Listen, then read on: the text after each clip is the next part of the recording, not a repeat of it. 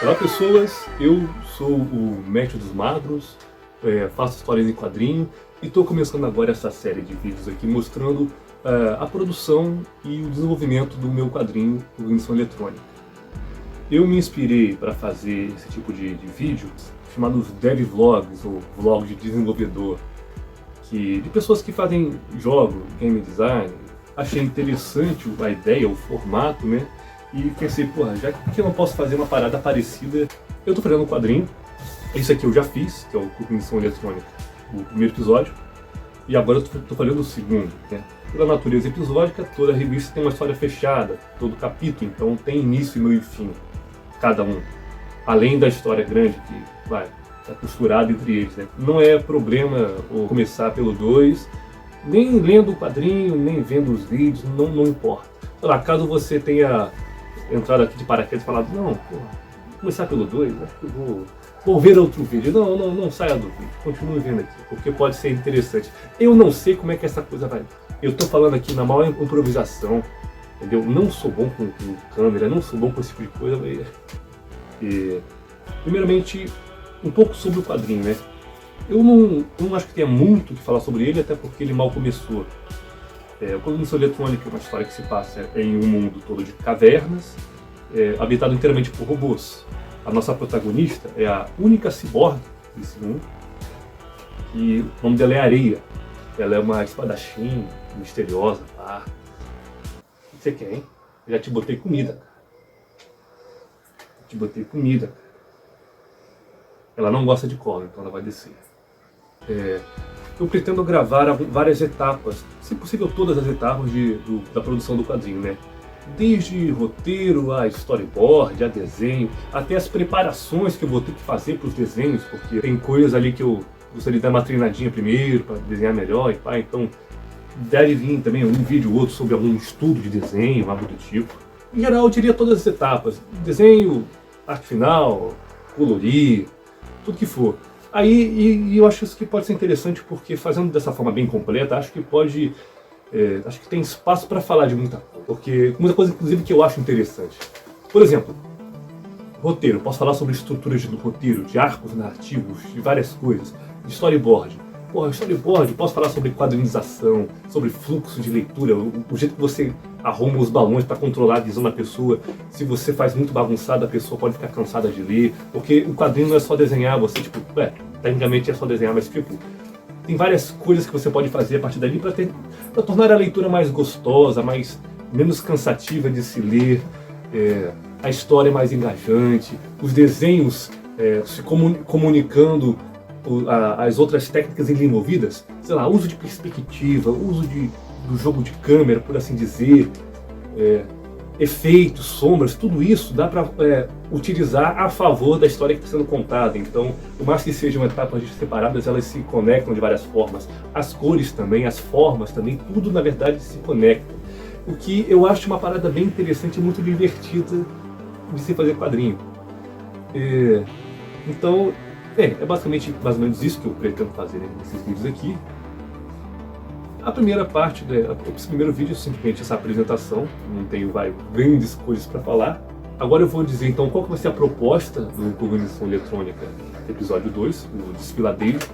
O primeiro se passa em uma fazenda, esse segundo vai se passar em um desfiladeiro. Novamente, se você não viu não leu um, não vai precisar para entender o segundo. Eu vou começar lendo a sinopse até então. Seguindo sua jornada, a Areia, a nossa protagonista, acaba se encontrando presa em um terrível desfiladeiro, habitado por perigosas criaturas. Agora, ela precisa encontrar uma saída deste labirinto, enquanto desvenda o mistério acerca de um grande mal que vive neste lugar. Qual que é o lance? Esse segundo capítulo, eu quis dar uma brincada mais de terror.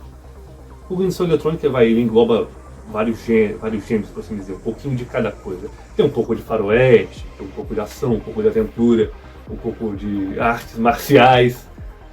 E esse segundo eu queria dar uma brincadinha um pouco mais de terror e mistério.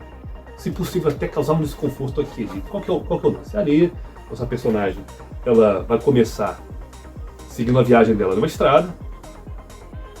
Eu não sei dizer qual que é a proposta. É justamente isso, eles ficam presos no desfiladeiro. Nesse episódio eu queria começar a desenvolver um pouco a personalidade da Areia, que ela é apresentada no primeiro episódio, mas de maneira muito misteriosa, então a gente sabe bem pouco sobre ela ainda. E eu não vou entregar tudo de uma vez, mas através das interações, através das situações, acho que dá para perceber muito da personalidade da personagem. Por exemplo, no começo, esse capítulo, ela começa sozinha numa estrada, ela acaba encontrando dois retirantes, acabam andando junto, e ela vai perguntando coisas ali, conversando aqui e ali, mas não de uma forma muito, vou dizer, necessariamente amigável, ela é uma forma mais interesseira. A proposta é a seguinte: desenvolver um pouco mais a personalidade da Areia, a interação dela com os outros personagens, mas também desenvolver um pouco dos outros personagens, mas que não necessariamente eles vão continuar aparecendo. Nós temos 3 personagens aí que aparecem nesse episódio, que são a Comadre, o Cabra e o Cupim. Vou botar imagens deles aí, né? E eu gostaria de passar ali a sensação de viagem, a sensação de estrada, e a sensação de você conhecer outras pessoas, pessoas estranhas. A Areia, nós vamos saber, a gente não sabe ali ainda muito da história da Areia. Vamos captando ali aos poucos a personalidade dela e um pouco do jeito dela. Agora, o Cabra, a Comadre, o Cupim, eles têm as histórias deles, que vão sendo contadas ali ao longo do tempo. Os personagens vão se conhecendo à medida que vão caminhando juntos. E cada um tem, inclusive, trejeitos. O Cabra é meio caladão, a Comadre é toda educadinha. Eu gosto muito de personagens, de fazer personagens. Eu acho que entre criar histórias e até desenhos, eu acho que é a minha parte favorita, criar personagens. Esse desfiladeiro, eu não vou falar muito sobre ele agora, embora eu vá tendo que falar coisa ou outra, até para você entender o processo de criação, né? Tipo, eu vou evitar falar coisas que eu considero que estragariam a experiência de ler, mas tem coisas que eu não preciso para me conter. Vai contar spoiler? Não necessariamente. Aquilo que eu julgar muito prejudicial, não vou tentar segurar. Mas eu tenho que falar abertamente sobre certas coisas para poder falar sobre a produção do quadrinho. E tem muita coisa que não preciso esconder. Por exemplo, na própria sinopse diz que tem monstros no desfiladeiro. Então, não é mistério nenhum falar sobre esses monstros. E os personagens acabam ficando presos e aí vem digamos, a prova, o teste de resistência também, né? Porque eles acabaram de se conhecem um pouco sobre o outro, porque conhecem um pouco um sobre o outro, porque tiveram as interações, o tempo de se construir ali algum tipo de relação mínima durante a viagem. E agora eles precisam trabalhar em equipe, ou pelo menos se aturar enquanto estão no desfiladeiro, né? Basicamente essa vai ser o grosso do roteiro. É mais detalhado que isso, inclusive eu já escrevi o roteiro, está bem aqui, estou passando ele ainda para storyboard, nesse momento estou gravando o vídeo. E o próximo vídeo certamente vai ser falando sobre o storyboard, coisa e tal. Eu queria comentar uma coisinha, só para também o vídeo não ficar muito só a apresentação. Falando um pouco já sobre a produção. Antigamente eu fazia o seguinte, quando eu fazia storyboards. Eu não escrevia nada, eu simplesmente chegava lá no modelinho, ia desenhando, ia botando os balõezinhos e escrevendo aqui e ali o que eu queria. Eu recentemente entrei na produção de um outro quadrinho em que eu estava fazendo o storyboard. Só que as outras pessoas estavam escrevendo a história em forma de roteiro. E eu tive a tarefa ali de passar de roteiro para storyboard.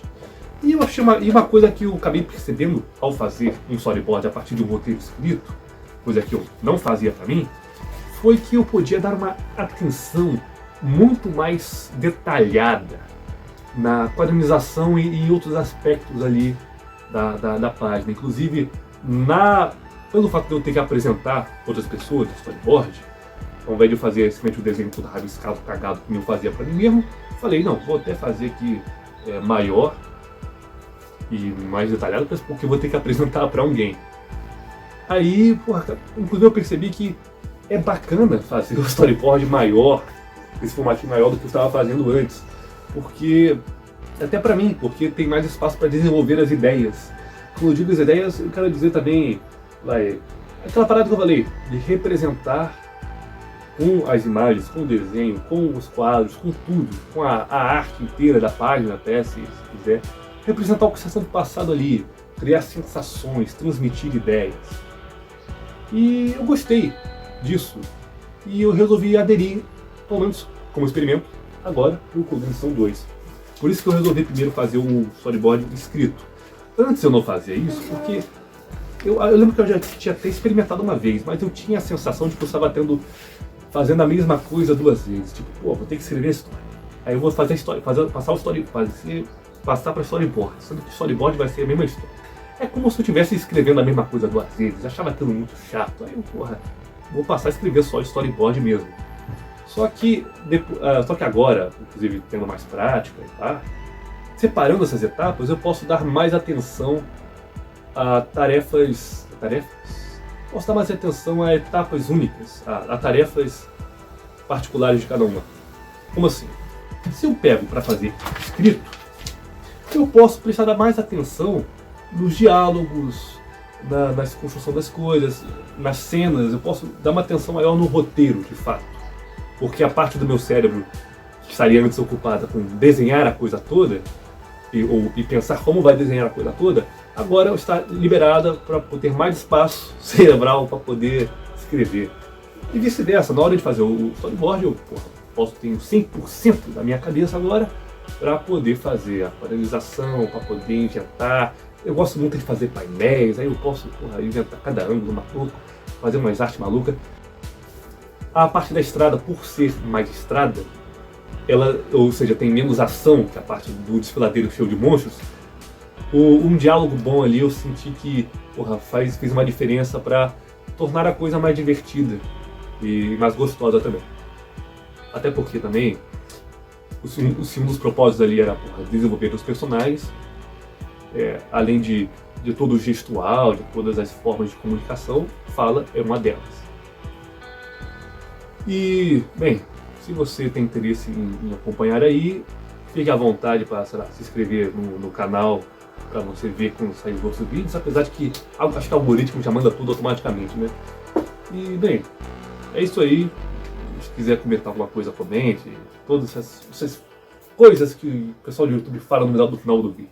Adeus, obrigado por assistir e até mais.